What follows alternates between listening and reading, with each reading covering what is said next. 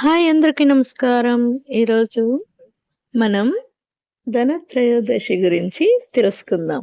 అందరికీ సముద్ర మథనం కథ తెలిసే ఉంటుంది కదా! అప్పుడు ఒక్కొక్క దేవతలే బయటికొచ్చినట్లు ధన్వంతరి దేవుడు కూడా బయటకొచ్చారనమాట.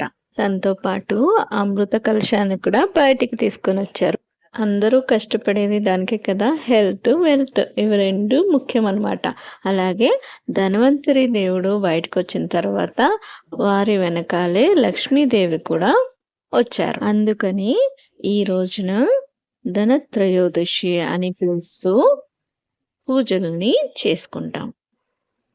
చావు రాకూడదంటే అమృతాన్ని తాగాలి. మన ఆశలు, ఆకాంక్షల్ని తీర్చుకోవాలంటే లక్ష్మీదేవి తోడు ఉండాలి. ధనత్రయోదశి రోజున లక్ష్మీనారాయణని పూజ చేసుకుంటారు. లక్ష్మీదేవిని పూజ చేసుకుంటారు. అందరింట్లో ముఖ్యంగా ధన్వంతరి దేవుడు ఫోటోని పెట్టుకుంటే చాలా మంచిది.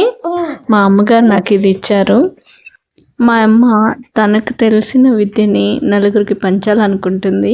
అలా ధన్వంతరి దేవుడి గురించి తెలిసిన తర్వాత తను ఇలా అందరికీ ఈ ఫొటోస్ని ఇచ్చిందనమాట. అలాగే మనకి ఏదైనా అనారోగ్య సమస్యలతో బాధపడుతూ ఉంటే మన ఇంట్లో ఇలా యమ దీపాన్ని దక్షిణ వైపు చూసేటట్టుగా పెట్టుకొని పూజ చేస్తే చాలా మంచిది జరుగుతుంది. ఇవన్నీ మూఢనమ్మకాలని కొంతమంది అనుకోవచ్చు, కానీ ఇలా చేస్తే మనకి ఒక పాజిటివ్ వైబ్ అనేది మనలో మార్పు వస్తుందన్నమాట.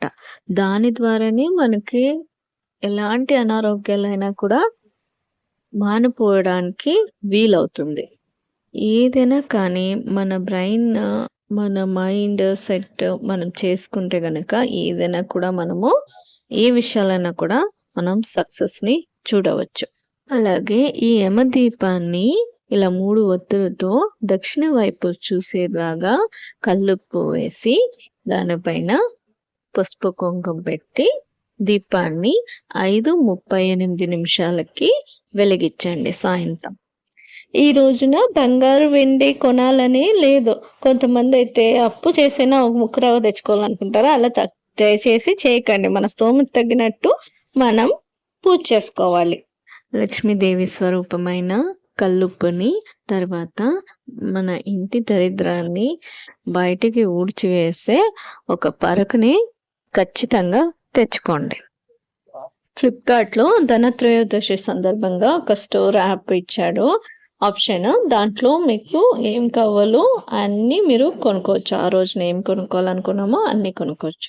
శని త్రయోదశి కూడా ఆ రోజే వచ్చింది కాబట్టి మన కర్మ ఫలాల్ని ఇచ్చే అది దేవుడు కాబట్టి శనీశ్వరుడిని ఆ రోజు తలుచుకుని బియ్యం పిండితో ఇలా ఒక దీపాన్ని చేసుకొని అందులో ఆవు నెయ్యి వేసి 20 ఒత్తులతో దీపాన్ని వెలిగించాలి.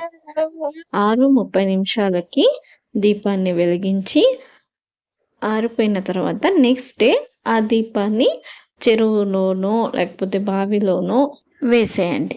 మంచిది జరుగుతుంది. మా ఇంట్లో లక్ష్మీనారాయణ పూజని మేము ఎలా చేసామో మీకు నెక్స్ట్ వీడియోలో చూపిస్తాను. అలాగే మరిన్ని ఇంట్రెస్టింగ్ వీడియోస్ మీ ముందుకు పెట్టాలనుకుంటున్నాను. అక్షయ తృతీయ కూడా దాని కథ ఏంటి, ఎందుకు ఆ రోజు లక్ష్మీ పూజని చేసుకుంటాము, difference between Dhanatrayodashi and Akshaya Tritiya అని మాట్లాడుకుందాం. Thanks for watching.